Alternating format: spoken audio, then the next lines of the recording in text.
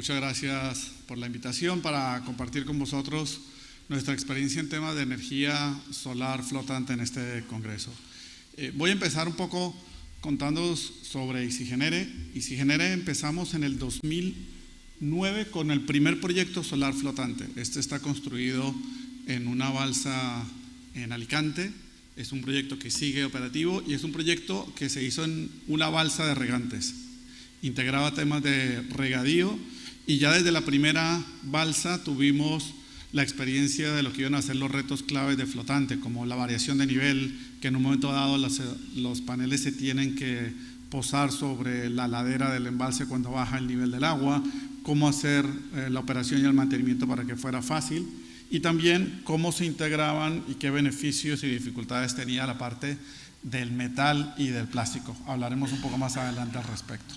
Nuestra compañía es una compañía de ingeniería y fabricante de estos sistemas solares flotantes y de las soluciones de anclajes y amarres. Es una compañía española fundada por 2 ingenieros agrónomos y un ingeniero industrial de la Comunidad Valenciana que vieron la dificultad que tenían algunos de sus amigos con el tema de la evaporación del agua y también de las variaciones en los costes energéticos durante varios años que ponían en un momento dado en peligro la viabilidad de sus compañías. Nuestra compañía ya ha hecho más de 70 proyectos en 4 continentes en diferentes tipos de cuerpos de agua. Si bien venimos del mundo agrícola, porque la mayor parte de los proyectos, aquí en España tenemos cerca de 40 en temas agrícolas, hemos hecho ya también en lagos, en embalses, en hidroeléctricas, en compañías de gestión de agua, depuración. Recientemente hemos hecho un proyecto en Ecuador, en Camaroneras. Tenemos una experiencia amplia sobre cómo adaptar las soluciones y el diseño de las plantas solares flotantes a cada cuerpo de agua. Y nuestro modelo de negocio es crear un ecosistema de compañías donde cada uno aportemos lo que somos especialistas y Isigenere aporta el conocimiento de la estructura y el sistema de anclaje y amarres, pero después trabajamos con las ingenierías, con los instaladores, que ellos hacen la parte de su proyecto donde conocen de la parte eléctrica, conocen del tema de las bombas y nosotros les apoyamos en la parte que no suelen conocer. De tal manera que esto, junto con el apoyo de las compañías que pueden traer la financiación, que pueden en un momento dado hacer un contrato de PPA para la entrega de la energía, o también con las administraciones públicas, le damos la solución al cliente final para que pueda tener la planta solar flotante en condiciones. Y como Isigenere, básicamente hacemos 3 cosas. Hacemos el diseño detallado de la estructura y del sistema de anclaje y amarres, mirando las condiciones de las balsas, profundidades, variaciones de nivel, vientos, corrientes, olas, en un momento dado cargas de nieve, que ya hemos tenido casos de este estilo en la península.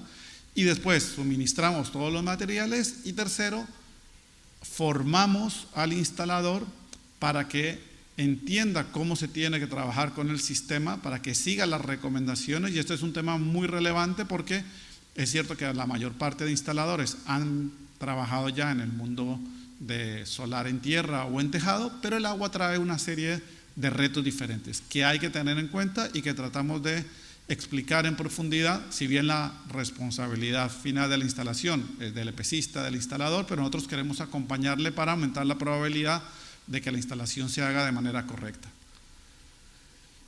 Los beneficios de solar flotante ya se han comentado previamente. Yo más bien voy a empezar aquí en la parte de una planta solar flotante, cuáles son las 4 cosas que hay que tener en cuenta cuando se está pensando en un proyecto de flotante. La planta solar flotante básicamente lo que hace es crea un soporte para que se puedan poner los paneles a una inclinación. Segundo, esto es un barco y el barco hay que anclarlo y amarrarlo para que no se mueva libremente. Tercero, hay que dotarlo de facilidades para hacer la operación y mantenimiento para las personas. Y cuarto, hay que encontrar soluciones para que los temas eléctricos se integren dentro de la estructura flotante. Nuestro sistema, como comentaba, empezamos a diseñarlo, la primera versión en el 2008. Aquí veis algunas imágenes de lo que fue la evolución del producto.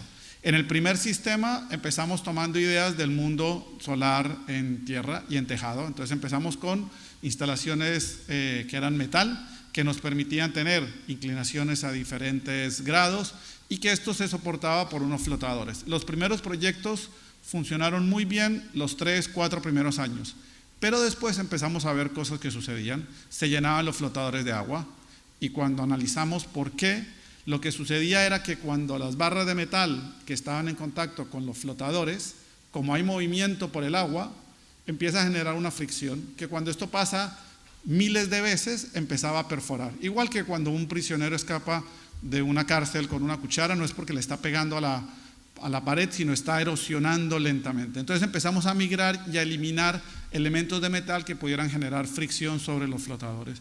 Después empezamos a cambiar el proceso productivo, empezamos también a incorporar elementos más flexibles que permiten absorber la fatiga. Es uno de los grandes retos que tiene una instalación en el agua. El agua se mueve, las olas van a existir, quizá no olas grandes, pero cuando hay una ligera brisa ya empieza el agua a moverse y esto puede generar olas de 10, 15 centímetros y esto genera fatiga en todos los materiales. Es un ambiente dinámico y hay que encontrar soluciones para, en nuestro caso, consideramos disipar los esfuerzos mecánicos y no absorberlos porque a largo plazo la naturaleza termina ganando. Esta es una representación de cómo es nuestro sistema. Cada placa solar se apoya en 2 flotadores. Esto le da una mayor flotabilidad de cara a las operaciones de mantenimiento, que pueda entrar no solamente una persona, sino también puedan entrar con equipos, con los paneles, con los inversores que hay que cambiar. Los flotadores se unen por unas placas especiales creadas en fibra de vidrio y nylon, que son elementos que absorben mejor la fatiga y le dan una flexibilidad al sistema que veremos más adelante su comportamiento ante olas o vientos. Y el sistema lo hemos hecho compatible desde su creación con las balsas de riego. ¿Cuáles son algunos de estos retos que existen? Que el nivel en las balsas puede cambiar y generalmente diseñamos pensando que en algún momento la balsa va a quedar vacía. Esto podrá ser por una sequía, podrá ser porque hay que hacer una operación de mantenimiento, porque hay que cambiar la lámina, porque hay que hacer una limpieza del fondo. Entonces puede llegar a quedar sin agua y el sistema tiene que ser flexible para incluso apoyarse en las laderas del cuerpo de agua. También es importante que los materiales y el diseño que tengan cuando se pose sobre la lámina de impermeabilización no vaya a generar ningún daño en la lámina y también de cara a que se pueda, cuando sea necesario, cubrir la mayor cantidad de superficie. La cantidad de potencia que se puede poner por metro cuadrado es alta en nuestra tecnología. Aquí quería comentar algunos de los proyectos que hemos realizado. No voy a entrar en detalle de todos, me ha salido un poco mal la foto. Vale, pues paso a comentarlos ya los que había seleccionado. Este fue el primer proyecto en una balsa de regantes en el 2009, un proyecto de 300 kilovatios con la primera versión. Después proyectos en la zona de Huelva para la comunidad de regantes de Surandévalo, un proyecto de 1,6 megas también unido al mundo de bombeo solar. Este proyecto en Extremadura para la comunidad de regantes de Mérida, donde además la comunidad ha ido ampliando el proyecto año a año. Vieron los beneficios con su primer piloto de cerca de 600 kilovatios y ya llevan 3 años donde han ido ampliando y ahora se va a hacer la cuarta ampliación para llegar a 2,5 megavatios. Este proyecto en la comunidad de regantes de Águila, muy interesante porque la forma de la balsa y el fondo de la balsa es muy reducido. Entonces la mayor parte del tiempo las placas están apoyándose en la ladera, de tal manera que se puede sacar un mayor aprovechamiento de la lámina de agua y tiene un sistema en que la isla se puede dividir cuando baja el nivel del agua y después se une a través de elementos elásticos. Este proyecto en la comunidad de regantes de Surandévalo, además de 1 mega también para un bombeo solar, aprovechando la gran capacidad de irradiación que tiene esa zona. En Guadiana, en la comunidad de regantes de Guadiana, también otro proyecto que está ahora en fase de ampliación, con una segunda fase que lo va a llevar a más de 1,5 megavatios. Y en la comunidad de regantes de Lorca, que el principal beneficio que se buscaba era reducir la evaporación del agua. Entonces ahí veis una cobertura amplia de la balsa y donde también las placas en algún momento quedan posadas en la ladera. Y tenemos otros proyectos ya a nivel internacional de diferentes tipos de condiciones. Este proyecto en Alemania para la cementera más grande de Alemania, proyectos en Chile y mirar lo que pasa en Chile. Esto es lo que está sucediendo con el cambio climático. Cada verano esta balsa para el 5.º viñedo más grande del mundo se queda vacía y el sistema se posa completamente en el fondo, ¿sí?, sin generar daño a la lámina, y cuando el agua vuelve a subir se comporta de manera correcta. Proyectos en Israel para compañías de gestión de agua que necesitan que los sistemas, los polímeros y todo lo que se monte sea compatible con agua para consumo humano, y tenemos la certificación británica. Después, proyectos grandes en embalses, proyectos que hemos hecho para Acciona en el embalse de Sierra Brava, otro proyecto que hemos hecho para el canal de Isabel II en una balsa de hormigón, donde en este caso, por las condiciones, era patrimonio histórico, hicimos además adaptaciones en los tipos de anclajes y amarres para que fuera compatible, y ya está funcionando el proyecto. Y proyectos más grandes de solar flotante para que veáis ya la apuesta que hay en algunos sitios a nivel internacional. Este es un proyecto en Holanda para un desarrollador francés, donde en este cuerpo de agua se ha montado una planta de 7 megavatios para venta a red, o el proyecto quizás más complejo que hemos montado es un proyecto para EDP, la eléctrica portuguesa, que este es en el embalse más grande de Europa. Este es un embalse que tenemos el anclaje a 70 metros de profundidad. La variación de nivel que sufre el embalse es de 23 metros hasta el momento. ¿Sí? Es probable que con el cambio climático vaya a variar más. Y después, como es el embalse más grande, cuando el viento sopla, se generan olas que pueden llegar a tener tamaños de hasta 2 metros. Este proyecto de 5 megavatios ya está operativo. EDP ha pasado a una siguiente fase con un proyecto de 100 megavatios y el proyecto ganó el año pasado el premio al proyecto más innovador para la Unión Europea en temas de energía. Ahora bien, ¿cuáles son los retos que tienen los proyectos solares flotantes que quería compartir en la experiencia nuestra de 15 años y cerca de 70 instalaciones? Pues lo primero es la adaptabilidad. Esto no es como tierra o tejado donde se monta algo y a menos que haya un terremoto las cosas se quedan quietas. No, el agua se mueve constantemente. ¿Y qué significa eso? Si hablamos de adaptabilidad, se quedan sin nivel de agua, pero ya es algo que estamos viendo común. Y cuando baja, tiene la estructura que doblarse para poder adaptarse a lo que haya abajo, que puede ser la ladera, pero también mirar en esta foto que está adaptándose encima de los tubos. La idea no es que trabaje el 100% del tiempo de esta manera, pero en situaciones excepcionales y con el cambio climático cada vez más los históricos no nos permiten llegar a proyectar lo que va a suceder, es interesante que el sistema tenga esta capacidad. Y aquí veis fotos de instalaciones en España que han estado ya también con mínimo nivel del agua. En esta, de hecho, se ven los arbustos que se han empezado a formar alrededor del tiempo que llevan con muy poca agua. Y al final, abajo, no solamente hay una lámina, hay también, puede haber lodo que se solidifica, y el diseño del sistema y de los flotadores es tal que permite que cuando el agua llegue, el sistema vuelva a salir, no se queda metido dentro del lodo. Y este mismo diseño es similar al diseño de los barcos, que también en instalaciones que hemos hecho en Alemania, que tienen hielo, pues también permite que el hielo no haga presión en la estructura, sino la levante. ¿Qué otras cosas son importantes adaptarse? Se comentaba antes sobre el tipo de anclajes y amarres. Dependiendo de las condiciones de la balsa, puede que haya más viento, más corrientes o más oleaje. Y por lo tanto, los sistemas de anclaje y amarre tienen que ser diferentes. Aquí veis soluciones de anclaje, principalmente en las balsas que tienen que ser anclajes a exterior para no poner en riesgo la lámina de impermeabilización. En un embalse se pueden hacer anclajes a fondo, pero en este caso se hacen anclajes exteriores, se integra esto con las restricciones que ya existan. En este caso había un murete y por lo tanto se tenía que salvar la distancia. Y también puede ser balsas de hormigón, donde ya no se puede hacer este tipo de anclajes, hay muy poco espacio y hay que trabajar con anclajes de este estilo que vemos en la foto. Y a nivel de los amarres, se puede empezar por amarres muy sencillos en balsas pequeñas o con poco viento, donde directamente se unen los amarres a los flotadores, pero cuando las cargas son mayores se evoluciona y ya se hacen amarres a elementos de metal para poder soportar cargas muy fuertes. Pueden ser barras de metal, pero también pueden ser, en nuestra experiencia, chapas de metal. ¿Por qué? Porque las fuerzas no son las mismas cuando se está en horizontal que cuando el nivel del agua baja, y la planta en ese momento tiene el amarre en diagonal. Ahí puede haber efectos de succión y por lo tanto trabajamos con este tipo de chapas de amarre. A nivel de logística, ¿qué es relevante? Pues los flotadores, los materiales se producen de manera centralizada y hay que buscar minimizar la huella de carbono en el envío y los costes. Y el sistema lo hemos hecho de una manera que es muy eficiente el envío.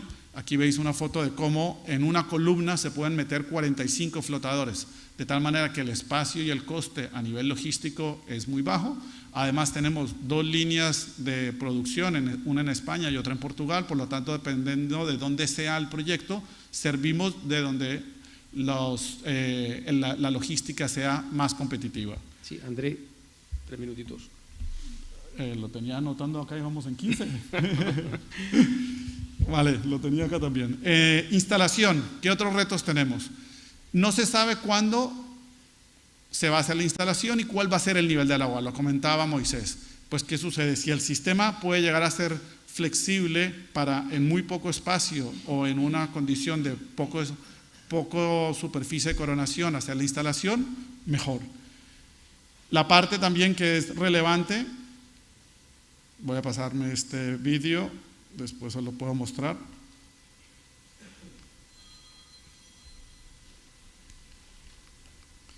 En la parte de mantenimiento, no solamente la instalación, sino que la planta funcione. Y la flotabilidad es fundamental.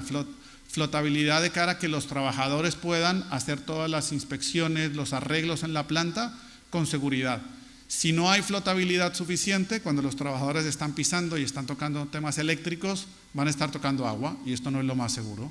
En ese caso, podemos dar soluciones que van desde las plataformas de acceso que tengan suficiente flotabilidad, con barandillas de seguridad. Acá veis otro ejemplo que hicimos en el canal de Isabel II. Además, que se pueda entrar fácilmente con las herramientas, con las carretillas y que no se hunda y que pueda ser eficiente el proceso de operación y mantenimiento. También es relevante que se puedan mover fácilmente las personas entre la planta, no solamente por las pasarelas principales que habéis visto que son las azules, sino también entre flotadores, de tal manera que una inspección visual se pueda hacer de manera eficiente, ¿sí?, sin huecos por donde una persona se pueda resbalar y caerse en un momento dado al agua. Y también que se puedan dotar con elementos de robots que permitan hacer la limpieza en plantas más grandes de una manera eficiente. Y aquí veis el caso de un robot, estos son robots de Europa, cómo el robot se mueve de una placa a la otra, cómo se mueve a través de las pasarelas, y algunas versiones de estos robots incluso giran sobre su propio eje y se mueven a la siguiente fila de paneles. Por lo tanto, en estos robots se alcanza una productividad de cerca de 1 megavatio de limpieza al día.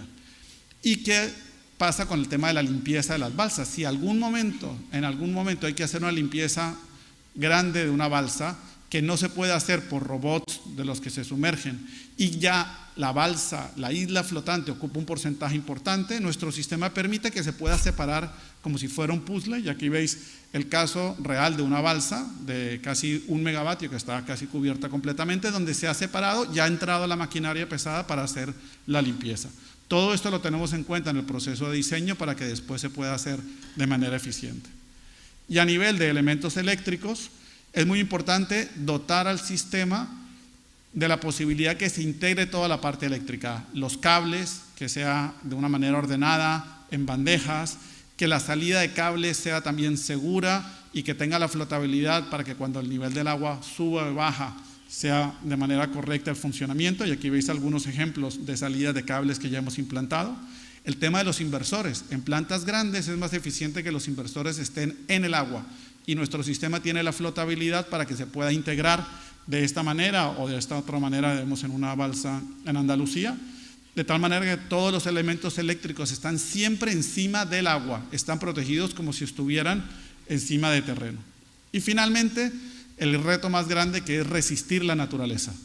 Y para resistir la naturaleza, lo primero que nosotros aprendimos con las instalaciones que hicimos hace 15 años es, el tema de la inclinación, nuestra experiencia es que hay que evitar el efecto vela. Y por lo tanto hemos pasado de nuestro sistema inicialmente, que permitía diferentes inclinaciones con las barras de metal, ahora lo hacemos a 5 grados y cerramos la parte de atrás del panel para evitar el efecto vela.